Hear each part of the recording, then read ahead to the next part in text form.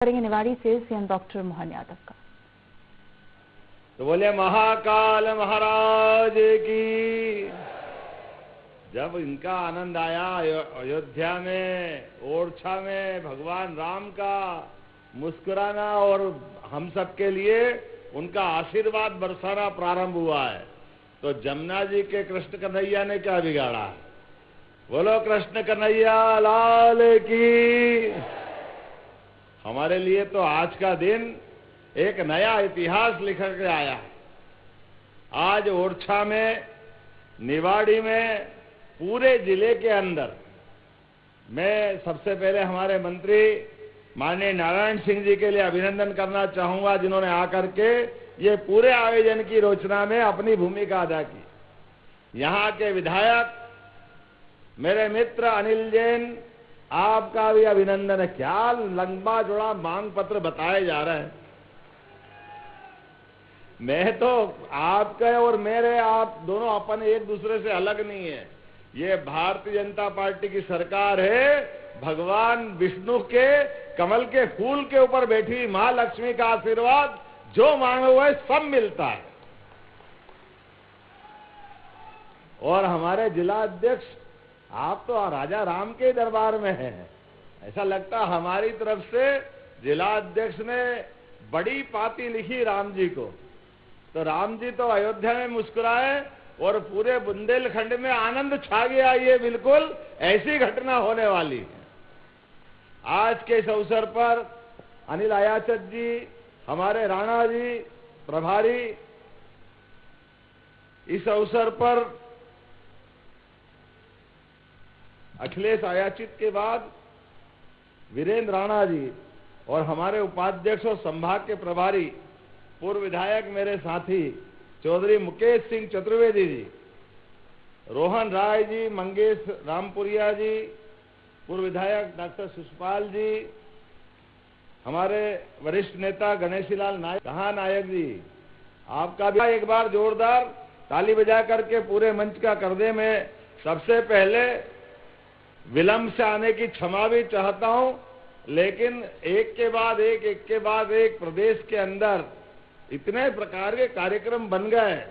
11 दिसंबर से लगा करके 26 दिसंबर तक हमने एक अभियान चलाया है, जिसको जन कल्याण पर्व का नाम दिया है। आपके आशीर्वाद से जब सरकार बनी, तो सरकार के बनने के साथ हमने तय किया, गीता जयंती थी 11 दिसंबर के दिन। आज तक ऐसी गीता जयंती नहीं मनी जैसी इस साल मनी। भोपाल के अंदर 5000 लोगों ने एक साथ गीता का पाठ करके ये शंखनाद किया। भगवान कृष्ण ने जो शंखनाद किया था महाभारत के उस भीषण युद्ध में, कि इस जीवन में व्यक्ति को जन्म तो सबको एक ही बार मिलता है, लेकिन जन्म के बाद कर्मयोग, भक्ति योग और ज्ञान योग की त्रिवेणी हम सबको परमात्मा मौका देता बहाने के लिए, उस आनंद में डूबने के लिए। जब मैं ये बात यहां कह रहा हूं ओरछा में या निवाड़ी जिले में, तो इसका आनंद ही अलग बढ़ जाता है। मैं बार बार आज इस बात को दोहराना चाहता हूं। सबसे पहले तो हमारे मित्रों ने यहां जो प्रेम से अभिनंदन किया और इतनी बड़ी संख्या में आप आए, वास्तव में यशस्वी प्रधानमंत्री आधुनिक भागीरथ की तरह है। जोरदार अभिनंदन श्रीमान नरेंद्र मोदी जी का करें। ओरछा में विराजे राजा राम का आशीर्वाद उनको मिला है। हमारे लिए सौभाग्य की बात है, 550 साल के संघर्ष के बाद कांग्रेस ने जितने अड़ंगे लगाए थे लगाए। आजादी के बाद भी हाई कोर्ट, सुप्रीम कोर्ट, पता नहीं क्या क्या कितने कितने प्रकार से। ये भगवान राम की इतनी विनम्रता और इतनी दया है कि वो अपने ऊपर होने वाले सारे ऐसे कष्टों को ऐसे सह जाते जैसे कोई हुआ ही नहीं। लेकिन आज भगवान की दया से यशस्वी प्रधानमंत्री नरेंद्र मोदी जी के शासन काल में हम सबके सामने इसी साल 22 जनवरी को धूमधाम से भगवान अयोध्या में मुस्कुराए। हमें इस बात का आनंद है। तो मेरे साथ बोलो जय जय श्री राम, जय जय श्री राम। और जब अयोध्या में भगवान राम मुस्कुरा रहे हैं, इसका मतलब राम राज्य आया है। और आप तो वैसे भी राजा राम के क्षेत्र में रहने वाले लोग हैं। हमारे लिए बताया गया शास्त्रों में भी, भगवान राम के जीवन से उनने व्यक्तिगत जीवन में लगातार कष्ट उठाए, लेकिन सबकी बेहतरी के लिए, सबके मंगल करने के जीवन भर संकल्प करते आगे बढ़ते गए। मैं आज इस अवसर पर बताना चाहूंगा, यशस्वी प्रधानमंत्री नरेंद्र मोदी जी के माध्यम से, जब से उनने 2023 की सरकार बनवाई थी, जब कहा था कि यहाँ डबल इंजन की सरकार बनना चाहिए, हमारी सरकार हमारे पूर्व मुख्यमंत्री शिवराज सिंह जी चौहान के बाद उनने जब मुझे ये जवाबदारी दी, तो हमारे राज्य को विकसित दिशा में बढ़ने के लिए एक बनी बनाई नींव मिली। और यशस्वी प्रधानमंत्री ने कहा, ये आने वाले 5 साल स्वर्णिम मध्य प्रदेश बनाने के लिए है, और हम उस दिशा में लगातार बढ़ते जा रहे हैं। हमें इस बात का आनंद है। जब स्वर्णिम मध्य प्रदेश की बात करेंगे तो कौन सा विकास का काम छूटेगा? कोई विकास का काम छूटने वाला नहीं है। इसलिए अनिल जी, आपने क्या क्या मांगा है? मैंने आपसे कहा कि अभी तो मैं 50,000 करोड़ की केन बेतवा दोनों मिला के राज्यों के लिए 1 लाख करोड़ होता है। माननीय मोदी जी के माध्यम से 90,000 करोड़ की।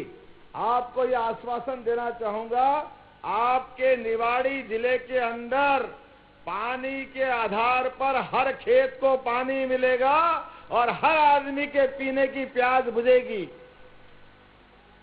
कोई क्षेत्र खाली रहने वाला नहीं है।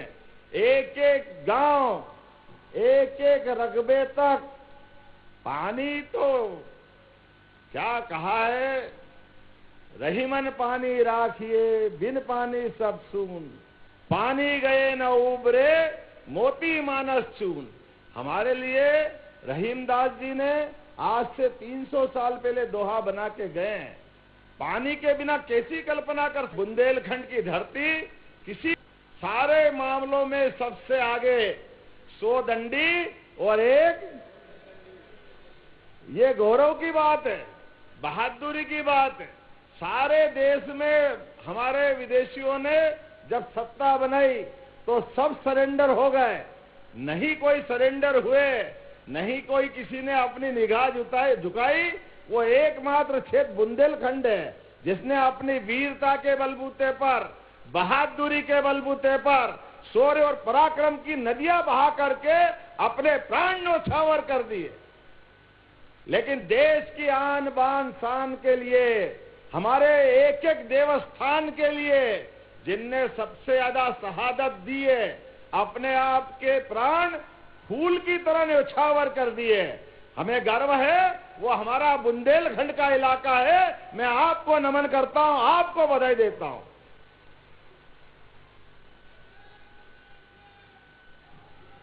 जो हो सकता है वो सब